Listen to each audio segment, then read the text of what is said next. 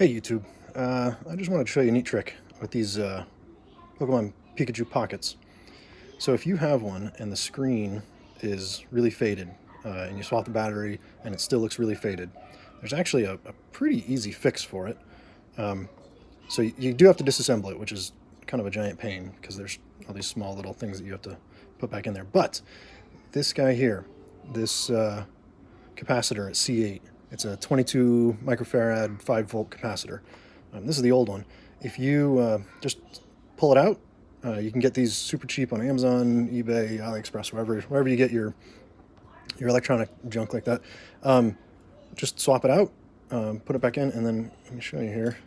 Once you do,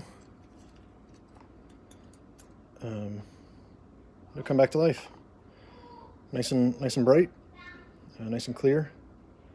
So, encourage you to save these things. They're a lot of fun. They're pretty easy to get on eBay, and yeah, check them out. And if you do come across one with a faded screen, like I said, easy fix. Have a good one.